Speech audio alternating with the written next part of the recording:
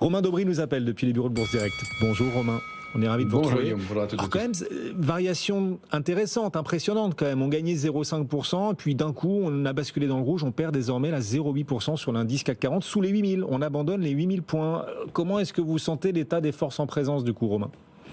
Bien, on a une pression mollement baissière, des vendeurs qui ne sont pas très forts, mais qui regardent la main et qui la conservent depuis une dizaine de jours maintenant, même si on constate que ça reste assez canalisé. C'est assez technique, on est dans une phase d'attente, effectivement, attente de la Fed bien sûr, puis du début de la saison des publications trimestrielles des entreprises.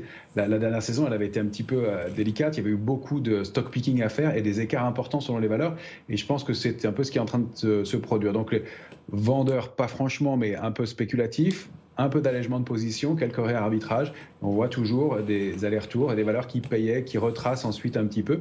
On a des volumes qui ne sont pas extrêmement forts. On constate que là où les opérateurs étaient hyper complaisants il y a quelques semaines, on en parlait il y a 3 semaines, un mois, ils sont redevenus un peu plus prudents. Or, la volatilité, bien sûr, le VIX, elle repasse autour des 16,40. C'est vraiment un plafond de verre. Si elle dépasse ce niveau, elle peut réaccélérer. Donc sur le VIX, sur le S&P. Sur le CAC 40, c'est 15,78. Ce sont des niveaux de volatilité qui sont quand même plus important que ce qu'on a connu nettement depuis quelques temps. Ça veut dire que les opérateurs sont un peu plus prudents, un peu plus stressés. On le prend toujours, cet indicateur de volatilité, comme quelque chose de contrariant. Il faut aussi dire que ça veut dire que les opérateurs sont un peu plus prudents et ça se traduit dans les cours. Le marché baisse un petit peu, mais de façon propre et canalisée pour l'instant. Justement, propre et canalisée pour l'instant. Jusqu'où est-ce qu'on se dira que c'est propre et canalisé ? Quels sont les seuils à suivre, à respecter, les seuils à ne pas rater en tout cas quand on veut agir de façon active, là, au jour le jour sur le marché, Romain ? Eh bien, c'est toujours notre trading range sur le futur CAC 40, 7981 en bas, 8146 en haut, la médiane 8054. Si on rompt ce niveau de support et si on sort par le bas, ça fait quand même 2 fois qu'on tape en 24 heures ce niveau de support, les risques d'accélération baissière sont plus marqués, plus importants que les chances de rebond à court terme. Et donc la cible, c'est une zone qui est située entre 7776 et 7822 points sur le CAC 40 futur. C'est un petit mouvement de baisse complémentaire.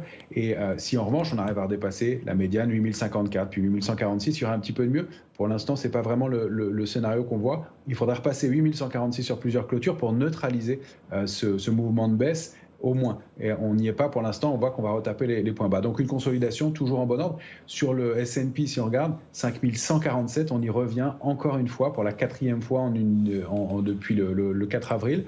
On préserve toujours ce niveau, on est pile dessus en ce moment. C'est pareil, si on rompt ce niveau sur le S&P, il y a des chances d'accélérer vers 5111 et puis surtout d'aller chercher une zone 5030, 5057. Donc on a une consolidation toujours propre, mais si on rompt ce niveau-là, ça pourrait accélérer un petit peu. Pour l'instant, on les tient systématiquement. Certaines valeurs se distinguent quand même, notamment à la hausse Publicis, alors que le CAC 40 recule. Publicis gagne plus de 2% après la publication de son chiffre d'affaires. Publicis se démarque de plus en plus, porté par les activités médias et de data. Le modèle Publicis se démarque des concurrents de plus en plus et Publicis en bourse en profite. On a aussi, alors c'est Étienne qui nous le signale depuis la tour Euronext, Étienne Braque, Esso gagne 10%. Vous l'avez aussi repéré d'ailleurs, Sabrina, ce titre Esso. Oui, effectivement, il y a de grosses news aujourd'hui sur Esso qui portent la valeur. Étienne nous en parlera tout à l'heure. D'un point de vue technique, Romain, quel titre à vos yeux offre du potentiel ou en tout cas envoie des signaux intéressants pour la suite ?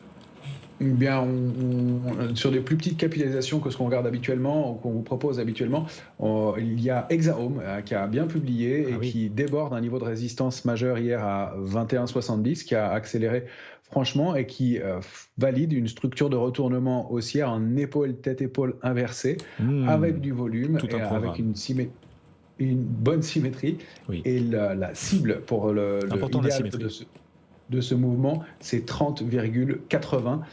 Le titre vaut 23,50 à l'instant. Si on repassait sous les niveaux de 20,90, la sortie par là haut sera invalidée. Mais pour l'instant, ça reste haussier. Il y a des choses à faire et constructives dans ce marché pour l'instant. Vous me disiez, Sabrina, en tête-épaule inversée, la symétrie est importante. Savoir respecter la symétrie, effectivement. On se disait ça. Oui. Romain, merci beaucoup. Les figures techniques, les courbes du marché. Romain Daubry depuis Bourse Direct. On vous rappellera à 17h35 la clôture des marchés, Romain. À tout à l'heure.